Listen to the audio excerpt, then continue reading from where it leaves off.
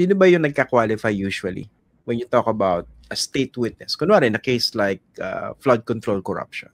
Yung mga the requisites for a person to be discharged as a state witness, ang pinaka-obvious na nasasabi parati ng mga tao that the accused does not appear to be the most guilty. Yun yung pinaka-basic, no? Pangalawa, there is no other direct evidence available for the proper prosecution of the offense except the testimony of the accused. Ibig sabihin yan, walang ibang testigo ang makakabigay ng same material facts, no? So siya lang, kaya siya ginagawang state witness. Yung isa pa, there is absolute necessity for the testimony of the accused whose discharge is requested. Kumbaga, kung wala siya, the conviction will likely fail. So absolute necessity, no other direct evidence, at saka appeared to be the most guilty. Plus, the testimony of the accused can be substantially corroborated in its material points. So yung tanging siya lang nakakapagbigay ng testigo kasi ng testimonya, dahil kung wala yung ebidensya niya, most likely madidismiss yung kaso. So, and he's the most appears to be not the most guilty. Plus, wala siyang dating previous conviction of a crime involving moral turpitude, no? Yun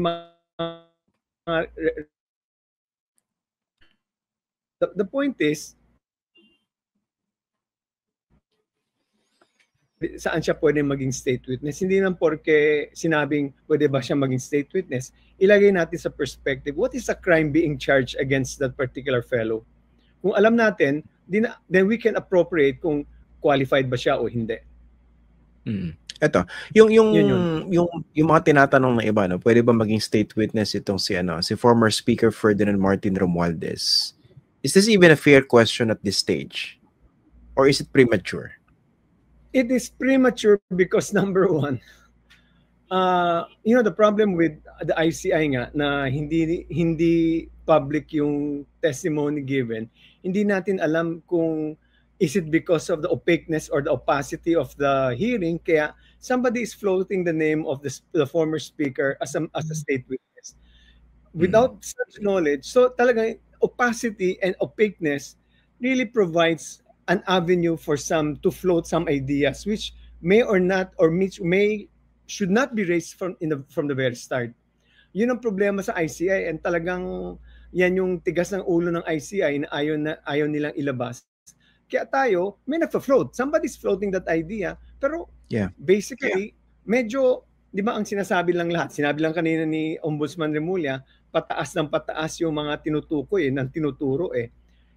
Doon sa mga narration of events, mukhang nasa almost top si Speaker Martin Romualdez. So how can you tell people that he appears to be not the most guilty? That's a question of fact which nobody knows. Hindi, kaya yung premise ko kanina, no, based on what you know so far. Kasi nga, unang-una, hindi naman open to the public yung proceedings dyan sa ICI. No? Pero nga, logically lang, parang naisip ko, paano maging state witness to? Ito, Speaker of the House to. State witness against who? Nandun siya sa top ng hierarchy as far as the House is concerned. So, sino ituturo niya? Di ba? Logically, no? Correct. Talagang parang hindi tama angkop na ang una niyang pagsabak lang sa test sa ICI kaagad fino-float mo na state witness. The other witnesses in the Senate Blue Hearing Committee was not even given that privilege of being floated as a state witness, except si Diskaya lang, who turned out to be also not mukhang hindi rin siya qualified.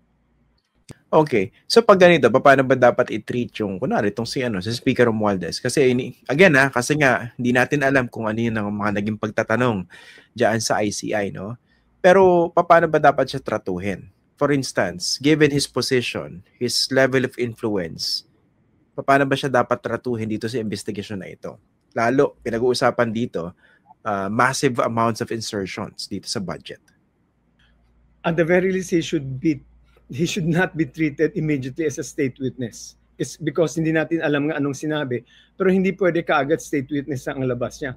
May kwento doon sa nababasa ko na magiging state witness daw siya sa pagka-insertion ni Cheese Escudero. Pero teka muna, di ba, ang sabi nating requirements, absolutely necessity siya sa kanya lang mga galing yung testimony or else ma-dismiss yung conviction, ano? And nandun din si Grace po, nandun din si Saldico. So paano mo magiging state witness? At saka, again, ano yung crime na commit? Yung sinasabing state witness nga, hindi pa natin alam ano ang crime charge against him. And like you said, medyo nasa taas siya eh.